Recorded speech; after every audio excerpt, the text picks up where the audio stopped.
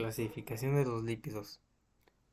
La clasificación más conocida parte de la capacidad de los lípidos de ser sometidos a una reacción química llamada saponificación, o sea, de la capacidad de que a partir de ellos pueda dar origen a jabones o que no sean capaces de producirlos.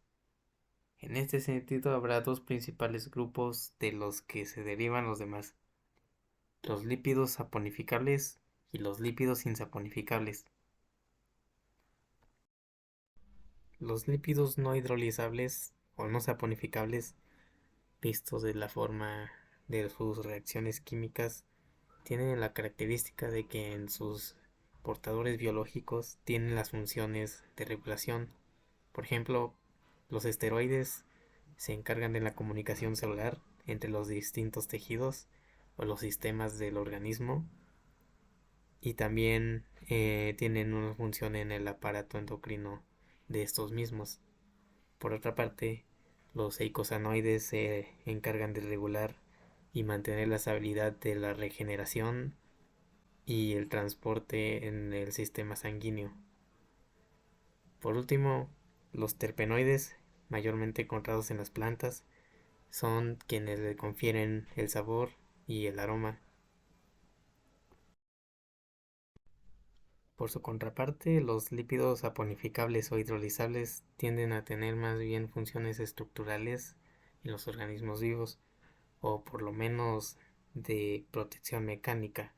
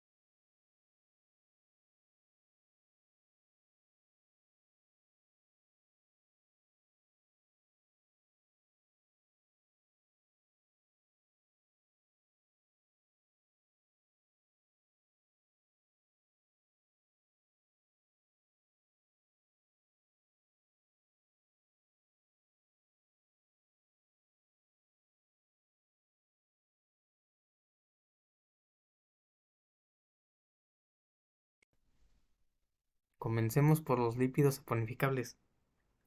Los lípidos saponificables presentan ácidos grasos unidos mediante enlaces tipo éster a una molécula de alcohol. Es importante resaltar que la esterificación implica que para la formación de estos lípidos fue liberada una molécula de agua. Bueno, esto es evidente al observar los costados del glicerol y los extremos de los ácidos grasos que hacen dicha unión. Una breve pausa solo para recordar. La hidrólisis química es la reacción característica de lípidos simples. Tomando como un ejemplo a un triglicérido, esta reacción libera el glicerol y los tres ácidos grasos originales de la molécula. La hidrólisis lipídica se puede realizar por acción de las enzimas lipasas en un sistema biológico, pero a nivel industrial, por ejemplo, para formar jabones se utilizan ácidos y bases fuertes, de ahí que se desencadene una reacción de saponificación. Con lo anterior dicho, si agregamos nuevamente una molécula de agua, provocaremos en el lípido una reacción de hidrólisis. De ahí que también se les conozca a estos lípidos saponificables como lípidos hidrolizables. Pero volviendo a nuestros lípidos saponificables, hay cuatro tipos de ellos: glicéridos, séridos, fosfoglicéridos y esfingolípidos. Los glicéridos son uno de los lípidos con los que estamos más familiarizados. Sabemos que pueden encontrarse en mono, di o triglicéridos. Dentro de los glicéridos podría haber o no enlaces dobles entre los carbonos de los ácidos grasos que conforman a los glicéridos. Si sus ácidos grasos presentan enlaces dobles de carbono, serán insaturados, porque habrá un espacio vacío donde normalmente esperaríamos ver un hidrógeno. Debido a estas insaturaciones, habrá codos, que son torceduras, que impedirán una eficiente compactación de la materia, volviendo los líquidos y asociándolos a los tan llamados aceites. Una consideración adicional en los lípidos poliinsaturados es que tienden en medio de sus ácidos grasos radicales metilo. Y en contraparte a los glicéridos insaturados, los glicéridos que solamente presentan enlaces sencillos entre los carbonos de sus ácidos grasos permitirán a los carbonos tener espacio para estar saturados de hidrógeno, confiriéndoles un acomodo más compacto. De ahí que las veamos a nivel macroscópico como grasas sólidas. El siguiente tipo de lípidos saponificables son los séridos. Están químicamente definidos como ácidos grasos de cadena larga unidos a otro tipo de alcohol, que será diferente del glicerol de los glicéridos. Este alcohol es monohidroxílico y el caso más conocido de este tipo es la cera del panal de las abejas. El tercer tipo de lípidos saponificables son los fosfoglicéridos, o también conocidos más popularmente como fosfolípidos. Se trata de un glicerol enlazado a dos cadenas de ácidos grasos y una tercera cadena con un fosfato cargado. Son bien conocidos por su presencia en la membrana celular. Ahora los últimos lípidos saponificables y partícipes, por ejemplo, en las funciones de nuestro cerebro. Estos son los esfingolípidos. Estos últimos en particular son una excepción dentro de los lípidos saponificables, puesto que además presentan enlaces de tipo amida. Sus ácidos grasos no se unen a un alcohol convencional, en realidad se unen a un aminoalcohol llamado esfingosina, y hay dos formas principales de esfingolípidos.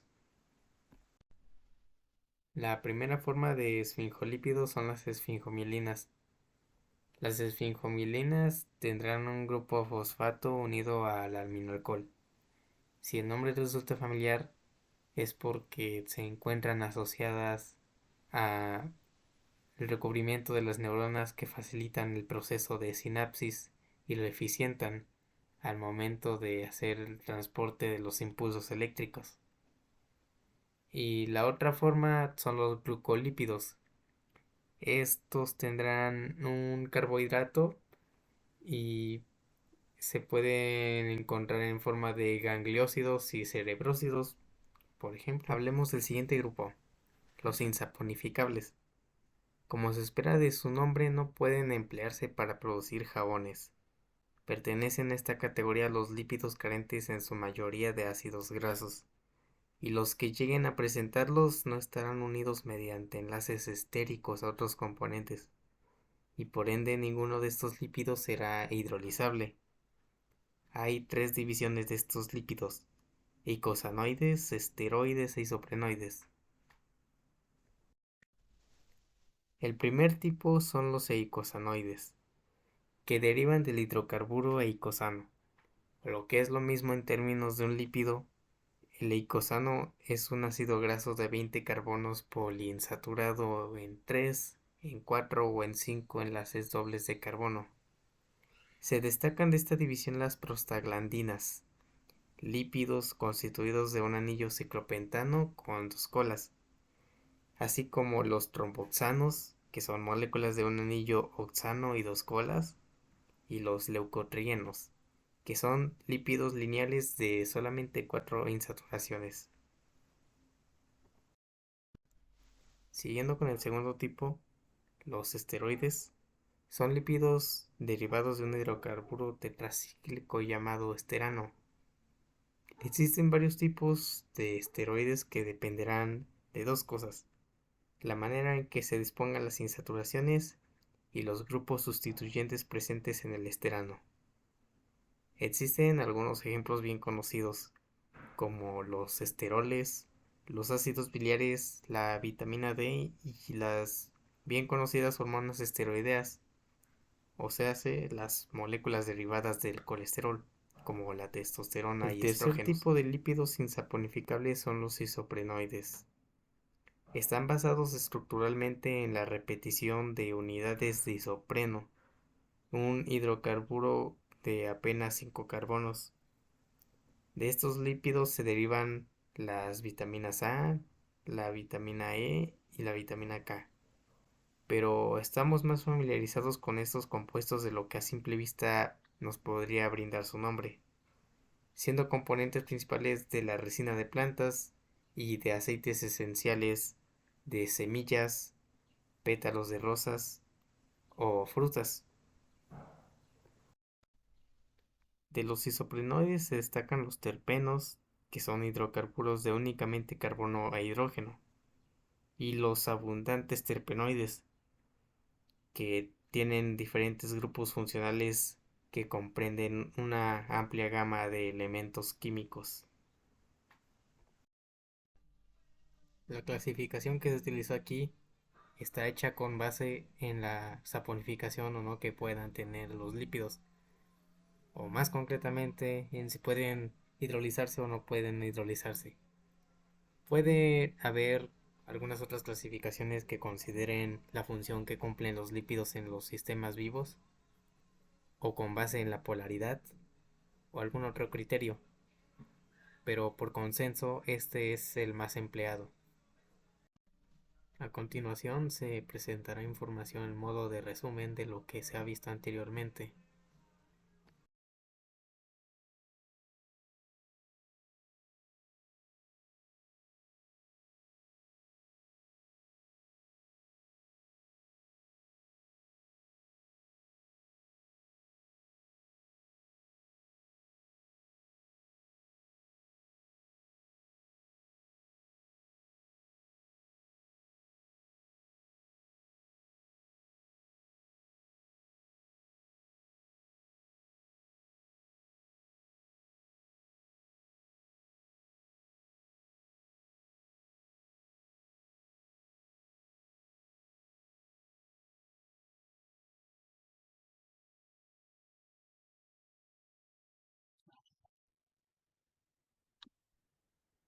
Pues bueno, aquí tenemos otro tipo de lípidos que son los ácidos grasos y que tienen una composición y funciones particulares en cuanto al rendimiento de algunos organismos.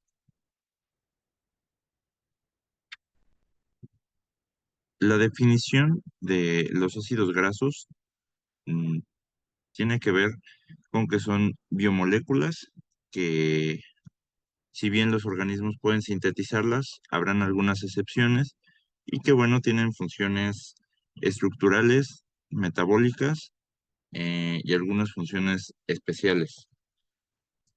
De entre las estructurales, pues tenemos la bicapa lipídica, en donde pues los ácidos grasos se agrupan con fosfato y glicerol para armar eh, estas estructuras dobles que son muy reconocidas.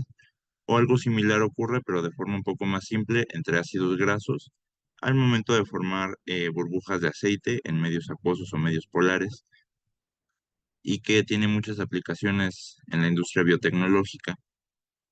También tenemos que los ácidos grasos son precursores para algunas moléculas vinculadas a hormonas o a reguladores como la prostaglandina, tromboxanos o insulina incluso, y que pues justamente regulan el metabolismo, aspectos como la coagulación, la temperatura, el manejo de infecciones, marcadores, etcétera. O casos muy particulares como por ejemplo el órgano llamado melón que tienen los cetáceos y que incluye ácido isovalérico. Y este ácido, pues justamente es un ácido graso y que les permite la ecolocalización. La estructura de los ácidos grasos, pues es principalmente en dos partes. La parte ácida, que es un grupo carboxilo, y la parte grasa, que es una cadena de carbonos, en donde pues la cantidad de carbonos puede ser muy variable. Hay unas cadenas de carbono que son muy pequeñas y habrán otras que pueden tener 20 o 30 moléculas. Perdón, 20 o 30 átomos. También podemos decir que en la parte grasa pueden haber algunos dobles enlaces. Entonces, la parte hidrófoba puede pasar de ser saturada a ser insaturada. Y aparte de esto, pues por el impedimento estérico vamos a encontrar que esto puede crear ciertos dobleces en direcciones cis o trans, que tiene que ver también con los isómeros. Y bueno, justamente la parte hidrófila, que es el ácido, pues recibe ese nombre porque al momento de tener oxígenos, tiene una carga parcial negativa eh, que polariza y que permite, pues fácilmente, pues disociarse eh, o dispersarse por el medio acuoso y bueno, puede hacerlo con facilidad en esa parte, pero por la otra parte, en la parte hidrófoba, pues no es tan sencillo porque recordemos que los alcanos llegan a tener muchos problemas cuantos más carbonos hayan en la cadena principal. Justamente pasa lo mismo, la carga parcial eh, pues no queda definida porque es una molécula o una parte de la molécula muy simétrica, entonces no queda tan diferenciada la carga parcial como en la zona carboxílica. De las estructuras y propiedades, em, tenemos que cuanto mayor es el número de carbonos en la cadena principal, la solubilidad es inversamente proporcional. Esto, como ya lo decíamos, pues cuanto más larga tiene implicaciones de que pues no se define totalmente cuál es la carga parcial o si hay cargas parciales. Cuanto más larga justamente ocurre eso y además nos estamos alejando de la zona donde sí hay una carga parcial que sí podríamos definir, que es el grupo carboxilo. Y bueno, por esto, o mejor dicho, por la polaridad, es que ocurre este fenómeno de solubilidad, pues es que justamente cuanto más grande es la molécula, pues la polaridad también es inversamente proporcional y por ende la solubilidad es igual. Eh, Tanto las estructuras resonantes como los sustituyentes que encontremos en la cadena principal nos va a dar una polaridad mayor. Los sustituyentes por el efecto inductivo, los, los electrones que tienen los sustituyentes en la cadena principal pueden llegar a verse atraídos eh, hacia los oxígenos del grupo carboxilo, y entonces estos electrones pues van a generar una polaridad justo hacia la parte del carboxilo. Y las estructuras resonantes lo mismo, pueden estarse moviendo y acercándose para crear equilibrio en los oxígenos. También, como preponderantemente son hidrófobas estas moléculas, pues llegan a unirse muy fácilmente con otros tipos de ácidos grasos, la parte hidrófoba con partes hidrófobas y la parte hidrófila con la parte hidrófila, o también con medios acuosos o medios polares. Su reactividad tiene que ver con el hidrógeno del grupo carboxilo, que si recordamos la definición de Arrhenius, un ácido es aquel que puede soltar protones, y bueno, justamente es lo que ocurre aquí. Tenemos un ácido que al momento de disociar este hidrógeno, pues hay espacio para que se incluyan nuevos electrones que pueden tomarlos de otras moléculas, y así es que se forman reacciones y biomoléculas a partir de los ácidos grasos. También el punto de fusión es eh, un parámetro que cambia. Justamente cuando están saturados la cadena principal, el punto de fusión es más difícil eh, de llegar. Las temperaturas tienen que ser más altas.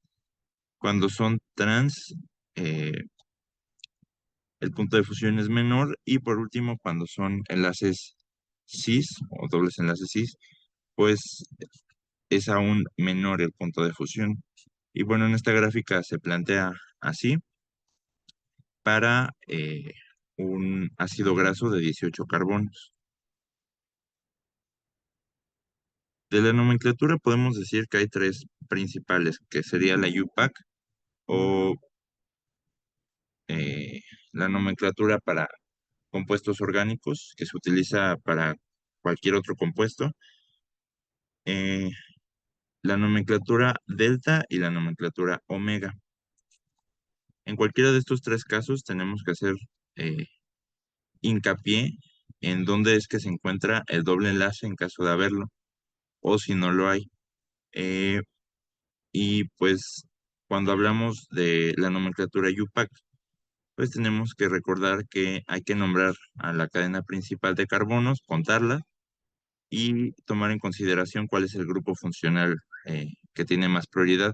Aquí, como es un ácido, el ácido se nombraría primero con el prefijo o la palabra ácido, seguido de la composición del prefijo y del sufijo, pues si es un alcano o un alqueno, y la terminación oico. En el ejemplo, vemos que tenemos 18 carbonos en la cadena principal, comenzando desde el carbono del ácido carboxílico. Posteriormente, eh, en el carbono número 9 tenemos un doble enlace, y en términos de isomería podemos saber si es isotrans o podemos precisarlo en el nombre. Aquí, al ser ácido, pues como decíamos, es un ácido, tiene 18, se utiliza el prefijo octadec y el enlace se encuentra en el carbono número 9, entonces sería eno y la terminación oico. Entonces quedaría como ácido octadec 9 oico. Y para destacar que es una molécula cis porque los sustituyentes hidrógenos se encuentran en la misma posición del mismo lado, pues es una molécula cis. Esa sería la nomenclatura UPAC, pero la nomenclatura delta lo hace de forma un poco más simple. Solo se considera primero el número de carbonos que tiene el ácido graso, posteriormente cuántos dobles enlaces hay, y como un exponente de delta se pone la ubicación del doble enlace. Entonces, en el ejemplo hay 18 carbonos, un doble enlace y está en el carbono número 9. La nomenclatura omega es un poco más simple, nada más se destaca cuántos, eh, mejor dicho, en dónde está el doble enlace y eso será el número de omega que va a tener. Por ejemplo, en la misma molécula, como se encuentra el doble enlace en el átomo 9, pues esta molécula sería una omega 9. También cabe mencionar que los dobles enlaces por el impedimento estérico que forman eh, pues los orbitales termina provocando que estas dos cadenas se doblen hacia la misma dirección y que pues los hidrógenos queden en la otra dirección. Puede ser al revés, siempre y cuando se genere este doblez, ¿no? Y es a partir de esto que tenemos la versión cis y la versión trans de las mismas moléculas. Las micelas, por ejemplo, son, eh, incluso desde la teoría de la síntesis química, un precedente para la pared celular. El conito representa un ácido graso. La parte rosa sería el grupo carboxilo y la parte gris o la línea sería pues la parte hidrófoba o la cadena de carbonos. Si ponemos un aceite sobre un medio acuoso, este aceite o el ácido graso nunca eh, o desde el inicio no va a poder eh, dispersarse por el medio como lo podrían hacer otras moléculas que sí son totalmente polares. Aquí más bien se suspende, queda en dos fases, la parte acuosa y la parte mm, pues grasa. Sin embargo, una de las opciones o de los fenómenos que ocurre es que si nosotros agitamos esta mezcla, eh, lograremos eventualmente que se formen ciertas burbujas que responden al nombre de micelas, en donde al momento de ya no tener una superficie para suspenderse como al inicio de la colocación, pues los ácidos grasos van a encontrar entre sí mismos una forma de unirse. Entonces, la parte de los carbonos puede unirse con otras cadenas de carbonos de otros ácidos grasos y adherirse al centro de este, bueno, de estas burbujas, mientras que la parte hidrofílica se mantiene alrededor uniéndose con otros grupos carboxilos, pero también al medio acuoso, justamente porque tienen una carga parcial más definida. Entonces, con esto evitan que la grasa se vea expuesta hacia el medio, o más bien que la grasa ya no puede interactuar con el medio. También históricamente, y según la síntesis de la vida desde el punto de vista químico, se plantea que tal vez los coacervados, que son un tipo de proteínas muy básicas al inicio de la constitución de la vida, estos coacervados encontraron en algunas partes de, de lagos o de cuencas, pues estas moléculas, ¿no? Las micelas. Por ende, al momento de encontrarlas, pudieron entrar dentro de estas micelas y pues sería más o menos una analogía a lo que ocurre en nuestros días con la pared celular y el interior o el citoplasma de una célula con organelos y moléculas y proteínas dentro de esta. Y bueno, igualmente la perdón, la membrana celular tiene que ver con los ácidos grasos justamente porque el ácido graso le otorga la parte hidrófoba eh, a las unidades o a los monómeros de la membrana celular. Y entonces aquí vemos que los ácidos grasos ocupan un espacio como si fuera un ácido graso más grande y que bueno, este se une hacia un glicerol y el glicerol hacia un fosfato. Entonces, tanto el fosfato como el glicerol terminan creando la parte hidrofílica, mientras que los ácidos grasos son la parte hidrofóbica. Y lo mismo que con las micelas, la parte hidrofóbica se une con otras partes hidrofóbicas, punta con punta, creando al centro pues un espacio hidrofóbico y al exterior, viendo hacia la zona periplasmática y la zona extracelular, pues hay una zona o se crea una fijación hidrofílica justamente por el fosfato y por el glicerol. Una de las características que tiene la membrana, pues es que no genera una estructura o firmeza a la célula. Eso lo haría la pared. Sin embargo, la membrana es muy necesaria para hacer una delimitación eh, con el espacio, con, con la zona exterior de la célula y también porque es la zona donde se van a adherir algunas proteínas que permiten el transporte o el manejo de moléculas, sustratos o nutrientes.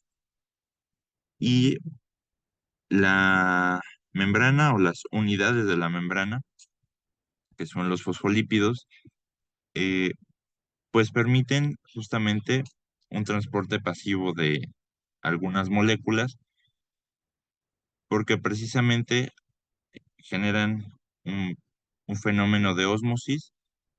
Hay ciertas porosidades y pueden atravesarla siempre y cuando la molécula sea pequeña y que por la parte hidrofóbica pues puede lanzar esas moléculas hacia adentro del citoplasma.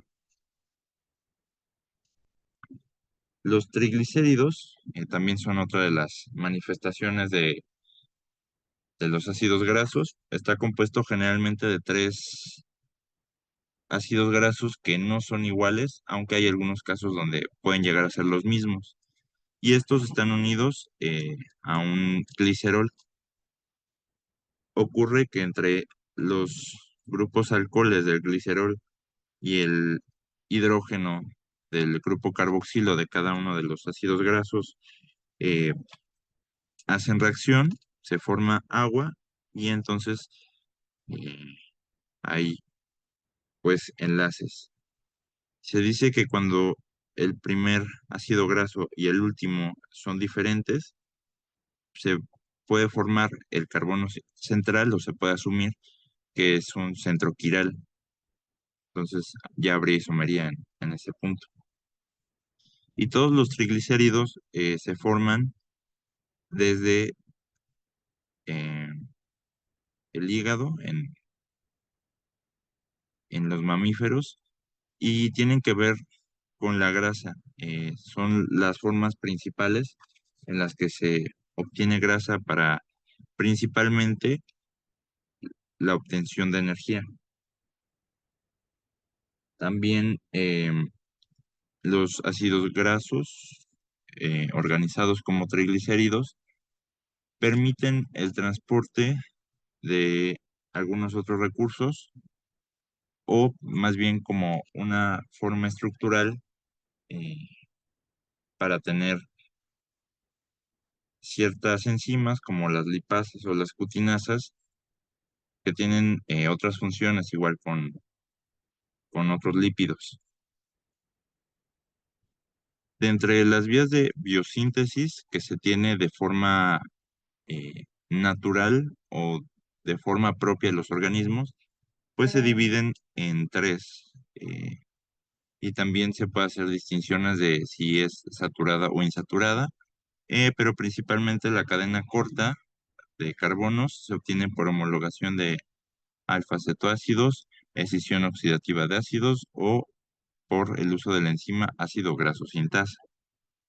Cuando son de cadenas medias, se utiliza la beta-oxidación parcial de ácidos o la ácido graso sintasas especializadas en cadenas medias. Y para cadenas largas, pues es la desaturación o el uso de enzimas acetilenasas. Por otro lado, cuando el cuerpo requiere de algunos ácidos grasos que no puede producir por sí mismo. Estos ácidos reciben el nombre de ácidos grasos esenciales, que se obtienen principalmente por la dieta.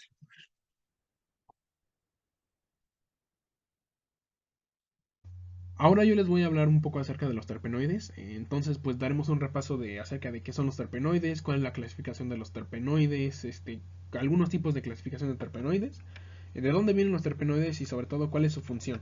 Pero comencemos por lo más básico, que sería lo de dar una definición un poco concreta de qué es un terpenoide. Pues entonces, como tal, un terpenoide es un compuesto que está construido principalmente por unidades isoprónicas. ¿Qué nos quiere decir esto? Bien, esto principalmente nos quiere decir que como tal los terpenoides son estructuras que se pueden dividir en 5 unidades de carbono, o C5. También los terpenoides se pueden clasificar de acuerdo al número de las unidades isoprónicas que estos lleguen a poseer.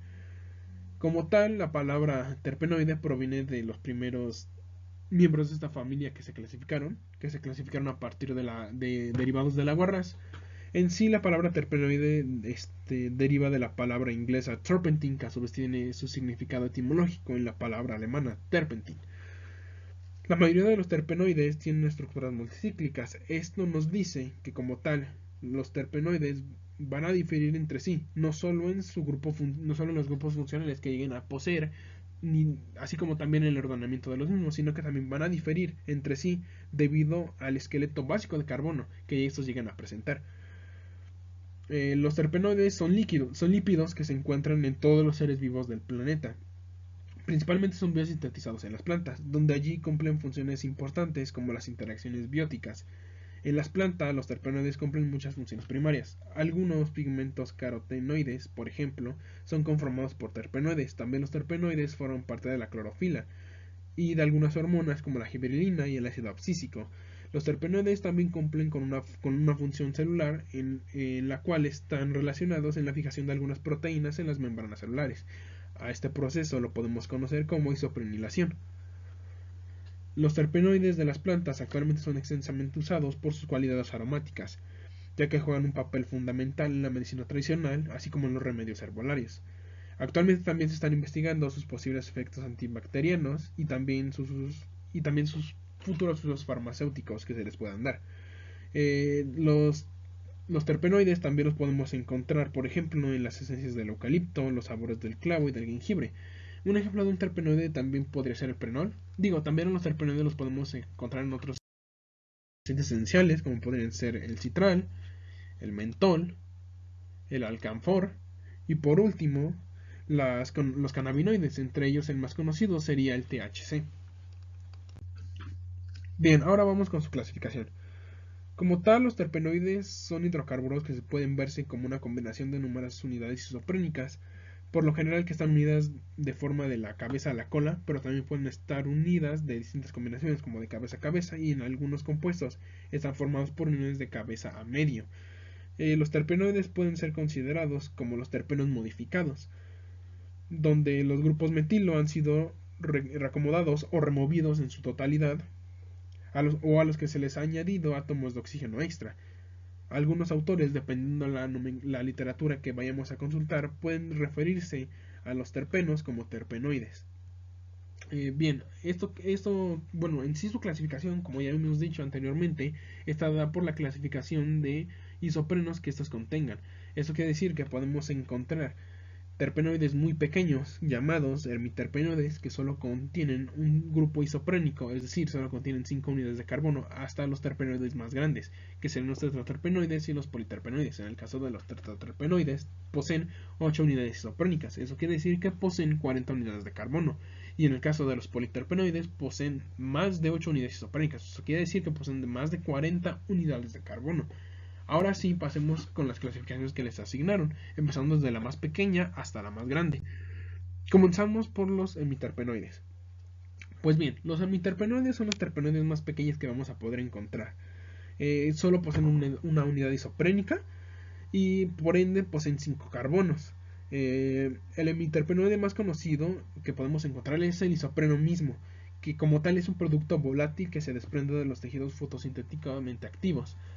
En sí, los semiterpenoides nunca o casi nunca los vamos a poder encontrar libres en la naturaleza, pero eso sí, los vamos a poder encontrar como componentes importantes de varios metabolitos secundarios, sobre todo de algunas plantas y de algunas especies, como por ejemplo el clavo. Después seguirían los monoterpenoides. Bien, los monoterpenoides son terpenoides de 10 carbonos, es decir, que tienen dos unidades isoprénicas. En un principio los monoterpenoides fueron considerados la unidad base en la cual se fundamentó la nomenclatura de todos los terpenoides. Los monoterpenoides son mejor conocidos como los componentes de las esencias volátiles de las flores y como parte de los aceites esenciales de algunas hierbas y de algunas especies. A los monoterpenoides los vamos a poder clasificar en dos distintas subcategorías. La primera serían los monoterpenoides regulares, los cuales cumplen la regla isoprénica de Wallach. Esta regla nos dice que la unión de las unidades isoprénicas es de 1 a 4, es decir, que va desde la cabeza a la cola. Pero también tenemos a los monoterpenoides irregulares, los cuales no cumplen esta regla. Entonces esos monoterpenoides irregulares, ¿cómo son? Pues bien, no van de cabeza a cola, pueden ir de cabeza a cabeza, de cola a cabeza, o de cabeza o de medio a la cabeza o de medio a la cola.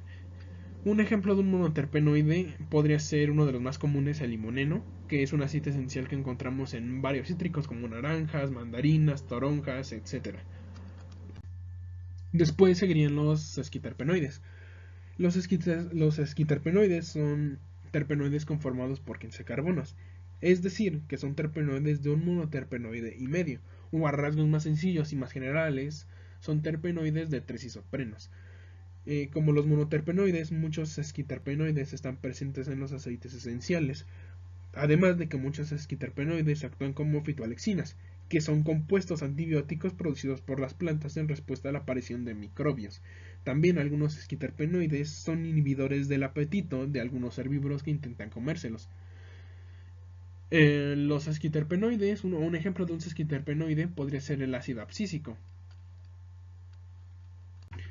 Después tendremos a los diterpenoides. Los diterpenoides son terpenoides de 20 carbonos, es decir, que poseen 4 unidades isoprénicas. Entre ellos se incluyen los fitoles, que es el lado hidrofóbico de la clorofila, algunas hormonas como la giberelina, los ácidos de las resinas de algunas coníferas y de algunas especies de legumbres. También las fitoalexinas y una serie de metabolitos farmacológicamente importantes son parte de los diterpenoides, así como también el taxol y un agente anticancerígeno encontrado en bajas concentraciones en la foscolina. Un compuesto usado para tratar el glaucoma también es un dipertenoide. Algunas gliberinas tienen 19 átomos de carbono, por lo que no son consideradas dipertenoides, porque perdieron un átomo de carbono durante una reacción de cleavage. Un ejemplo de un dipertenoide podría ser un taxol. También los dipertenoides los podemos encontrar en plantas superiores, en hongos, en algunos insectos y en organismos marinos, principalmente en algas y en algunos protistas. Después tenemos a los triterpenoides. Los, al, sí, a los triterpenoides. Los triterpenoides son terpenoides de 30 carbonos. Son por lo general generados por la unión de cabeza a cabeza de dos cadenas de 15 carbonos. Es decir, de tres isoprenos. Cada una de ellas está formada por unidades del isopreno unidas de la cabeza a la cola. Esta gran clase de moléculas incluye a los bacinosteroides, componentes de la membrana de los fitoesteroles, algunas fitoalexinas, varias toxinas y componentes de las ceras de la superficie de las plantas, así como también el ácido oleónico de las uvas. Un ejemplo de un triterpenoide podría ser el ácido ursólico o de los mencionados anteriormente. Después tendríamos a los tetraterpenoides. Los tetraterpenoides son terpenoides de 40 unidades de carbono, es decir, que poseen 8 unidades isoprénicas. Los tetraterpenoides junto a los politerpenoides van a ser los terpenoides más grandes que vamos a poder encontrar de manera natural. Los tetraterpenoides más prevalentes en el planeta son los pigmentos carotenoides, accesorios que cumplen funciones esenciales de la fotosíntesis. Entonces, como tal, un ejemplo muy común de un tetraterpenoide y por ende también de un pigmento fotosintético muy común sería el betacaroteno. El betacaroteno es conocido por estar presente en las zanahorias y es ese pigmento que le da precisamente ese color tan característico anaranjado a las zanahorias. También lo podemos encontrar en algunas especies de camotes, en algunas especies de papas, así como también en algunas especies de algas pardas. Por último, en esta clasificación tenemos a los politerpenoides, que son los terpenoides más grandes que vamos a poder encontrar. Esto es debido a que están constituidos por más de 8 unidades isoprénicas, es decir, que contienen más de 40 unidades de carbono. Los politerpenoides incluyen a las plastoquinonas y a las ubiquinonas. También incluyen algunos poliprenoles de cadena larga relacionados con las reacciones de transferencia de algunos azúcares, por ejemplo el ticol. También están enormemente relacionados con algunos polímeros largos como el rubber, que generalmente lo podemos encontrar en el látex. Un ejemplo de un politerpenoide podría ser la coenzima Q10. Bien, ahora también les quiero hablar un poco del origen de los terpenoides. Como tal, la biosíntesis de todos los terpenoides está dada a partir de metabolitos primarios que se puede simplificar en 4 sencillos pasos, entre comillas, ¿verdad? El primero sería la síntesis del precursor fundamental, que es el IPP o el isopentil difosfato. Posteriormente se le hacen adiciones respectivas al isopentil difosfato hasta formar una serie de homólogos del prenil difosfato. Estos homólogos sirven como precursores inmediatos de muchas de las clases de terpenoides que vimos anteriormente. El tercer paso sería la elaboración de estos EILIX, que no son nada más ni nada menos que prenildifosfatos hechos por sintasas específicas de terpenoides para dar con el esqueleto del terpenoide, es decir, es lo que le da más o menos su estructura. Y por último tendríamos las modificaciones enzimáticas secundarias a los esqueletos en general, que son reacciones redox, para dar con las propiedades y la gran diversidad química que posee esta familia.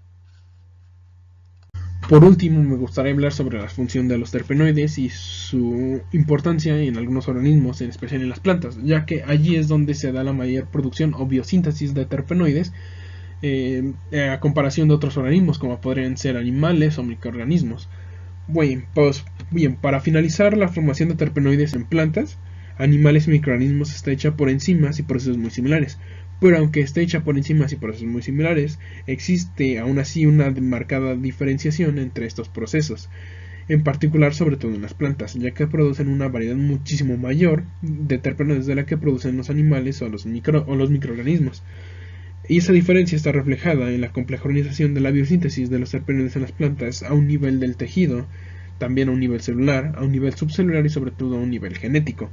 La biosíntesis de los terpenoides está compartimentalizada, como también lo está la formación de su precursor, el IPP, la producción de grandes cantidades de terpenoides, así como su subsecuente acumulación, emisión o secreción es casi siempre asociada con la presencia de estructuras anatómicamente altamente especializadas. En las plantas, los terpenoides cumplen muchas funciones diferentes y forman parte de la clorofila, ofrecen una protección contra insectos, contra animales herbívoros y a altas temperaturas. Las plantas reaccionan produciendo más terpenoides en las zonas atacadas, para que estas moléculas actúen como insecticidas de manera que la planta esté a salvo de cierta manera. En el caso de altas temperaturas, los terpenoides se desprenden de la planta evaporándose para de esa manera crear corrientes de aire y refrescar a la planta. Los terpenoides también son responsables de los principales componentes de la resina de las plantas, de algunos aceites esenciales, de algunas flores, dándoles su olor y su sabor característico. También de dar ese característico aroma y sabor a algunas frutas y frutos. También los terpenoides son de origen botánico, son usualmente muy usados por sus cualidades aromáticas y remedios herbolarios en la medicina tradicional, ya que la cantidad de oxígeno que se halla en la molécula está influenciada fuertemente por el aroma que desprende. En conclusión, se puede decir que los terpenoides son, por ejemplo, responsables de procesos altamente especializados que permiten que las plantas tengan una protección ante los elementos que las rodean. También entre sus funciones destacan la coloración, actuar como repelente y la aromatización que facilita la polinización de las plantas. A continuación, mi compañera Areli les hablará sobre los fosfolípidos. Yo les voy a hablar sobre los fosfolípidos. Los fosfolípidos son un lípido que se compone de una molécula de alcohol, la cual está unida a dos ácidos grasos más un grupo fosfato. Los fosfolípidos son antifáticos. Con esto me refiero a que poseen dos extremos. Un extremo será soluble en agua y el otro extremo que la compone está insoluble en agua. Este comportamiento se debe a que poseen una zona polar y una zona apolar. La zona polar que la constituye será la soluble en el agua, mientras que la apolar será insoluble. Tienen una cabeza hidrofílica en una membrana bicapa, la cual se va a dirigir hacia la parte de afuera y va a estar en contacto constante con el agua, por lo que la va a absorber y también cuenta con una zona lipófila. Esta zona lipófila está compuesta por dos grasas, lo que la va a hacer insoluble en el agua. Además, consta de dos colas de ácidos grasos, los cuales son no polares, por lo que energéticamente les va a resultar más benéfico a los fosfolípidos que oculten las colas, por así decirlo, conformadas por estos ácidos grasos al interior de la membrana, protegiendo de esta manera del agua que se encuentra en el medio.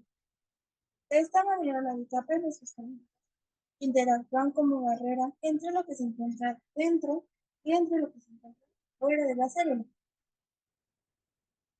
Su propiedad antifática le permite la creación de glucolípidos que se forman en la superficie de la membrana celular externa, donde los hidratos de carbono se unen a las células hidrófilas de los fosfolípidos, por lo que le va a proporcionar a los fosfolípidos el reconocimiento. Entonces, los fosfolípidos se encuentran en todas las membranas celulares, por lo que van a formar parte tanto integral como estructural de la misma, que van a contribuir a mantener tanto la fuerza como la flexibilidad de los organismos. Composición celular. Los fosfolípidos forman parte integral de las células, como ya mencionamos. Están compuestos principalmente por grasas. Son lípidos en cuya estructura se encuentra el fósforo, el cual se encuentra formando un ion negativo, al que también conocemos como anión, al cual llamaremos fosfato. Este grupo fosfato formará una unión y esta unión estará formada por fósforo y puede ser tanto átomos de oxígeno como átomos de hidrógeno. Su función principal es formar las membranas plasmáticas.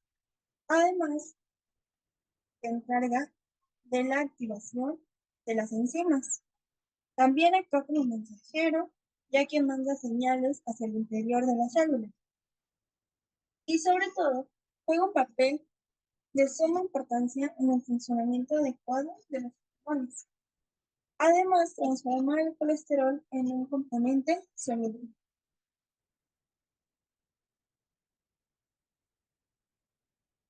Ahora vamos a ver los fosfoglicéridos y fosfoesfingolípidos. Los fosfoglicéridos son también conocidos como glicerofosfolípidos. Estos constan esencialmente de tres partes, los cuales serán dos cadenas de ácidos más una molécula de glicerol y un grupo fosfato, al cual se unen moléculas con distintas características.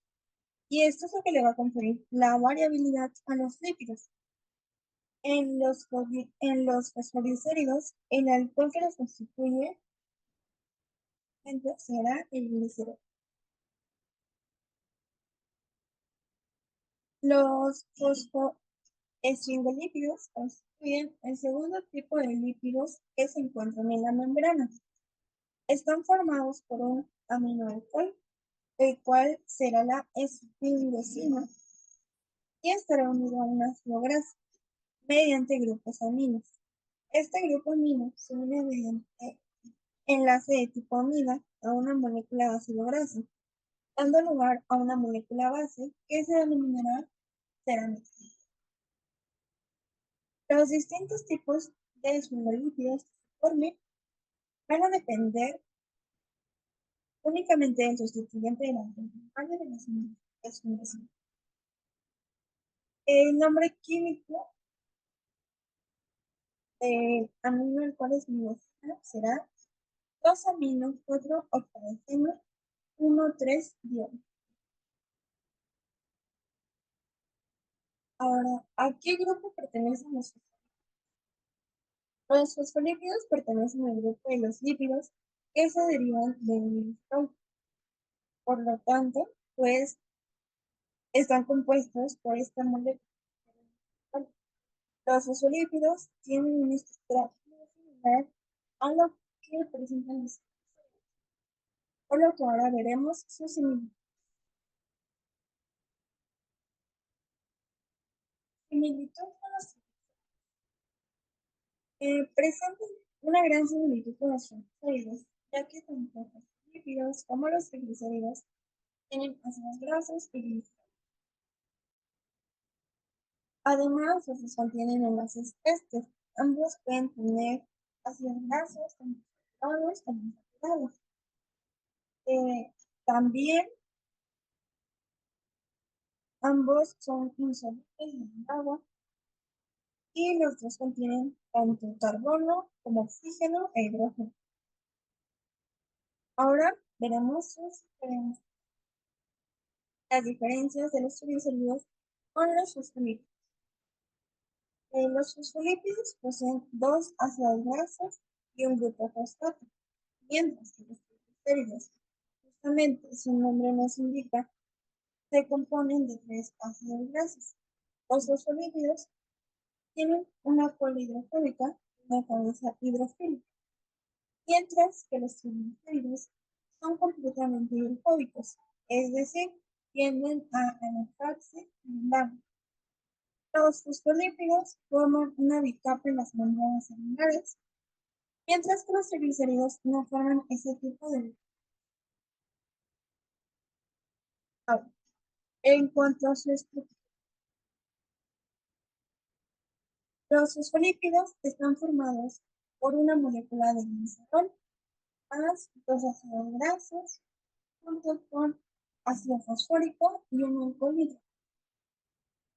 La representación más sencilla de un fosfolípido es una esfera, como podemos ver aquí, que es la región polar, y dos colas, que es la región apolar. Consiste en una cadena principal de glicerol de tres carbonos con dos moléculas de ácido graso, unidas a los carbonos 1 y 2, y un grupo que contiene fosfato unido al tercer carbono. Esta disposición le va a dar a la molécula global un área descrita como su cabeza, el cual, como mencionamos, tiene carga polar o carga negativa, y las polas, que son los ácidos grasos, no tienen carga. La cabeza puede formar enlaces de hidrógeno y en la parte denominada como pola no puede formar este tipo de enlaces. Una molécula con esta disposición, un área cargada positivo o negativamente, un área cargada con un área no cargada o no polar, en este caso que la estructura se rompa, tiende a regenerarse inmediatamente. Los fosfolípidos van a poder moverse libremente. Además, pueden pasar de una monocapa a otra e incluso girarse en el eje. Algunos de los fosfolípidos van a presentar asimetría entre sus distintas capas. Con esto me refiero a que tendrán distinto tamaño tanto su capa interna como su capa externa.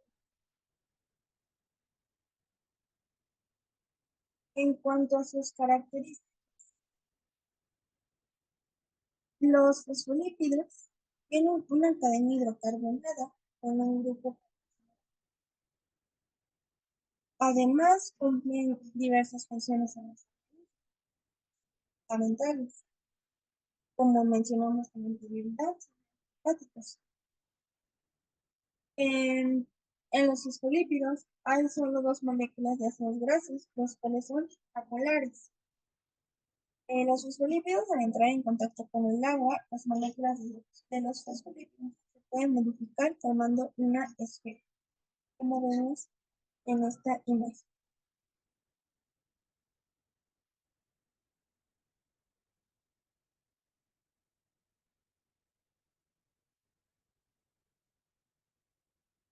Los fosfolípidos calentados en una solución acuosa tienden a formar espontáneamente pequeñas esferas o gotas, con sus cabezas hidrófilas formando el exterior y con sus colas, que son hidrofóbicas, que se encuentran en el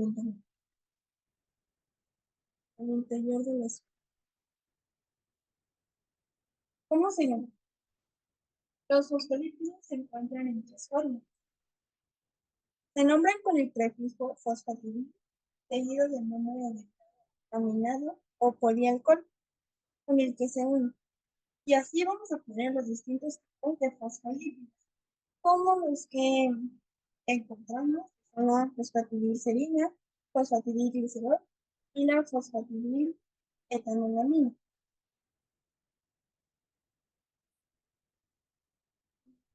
Vamos a ver cada uno de estos. La fosfatidilcerina es todas las células del cuerpo, pero se requiere una dieta para poder garantizar que absolutamente todas las células reciban una, digamos, porción adecuada de estos fosfolípidos, ya que la mayoría se estudian mediante la absorción, es decir, por el consumo de los alimentos ricos en este fosfolípido. Los alimentos que nos proporcionan insulina son los garbanzos, las habas, el pollo, el pescado, queso, avellanas, etc.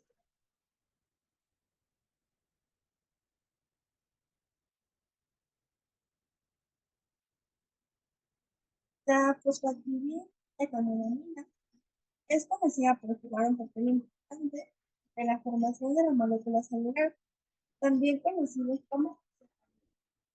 Este tipo de fosfolípido es en gran parte el encargado de la cognición y de la memoria. La fosfatidiletanolamina se convierte en fosfatidilcolina con la ayuda de glucosamina.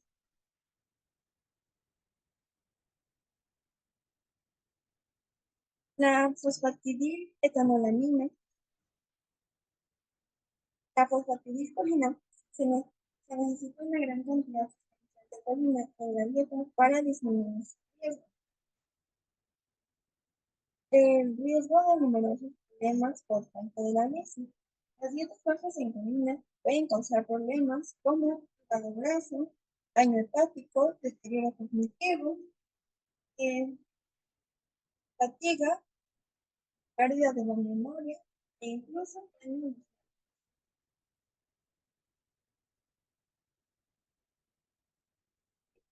Hay 4 fosfolípidos en la membrana celular, los cuales son la fosfatidilcolina, la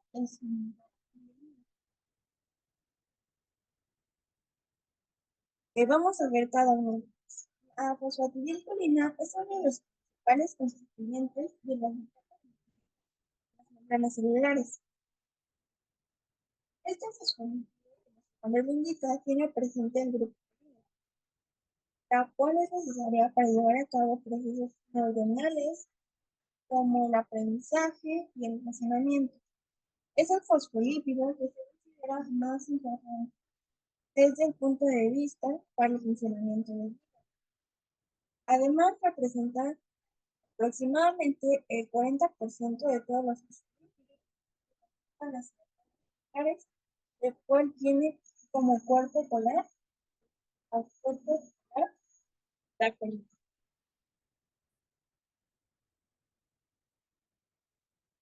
El siguiente, que es la fosfatidilcolina, es importante para la salud en general de las células, ya que mantienen la reparación celular. Además, posee la aminoácido como compuesto.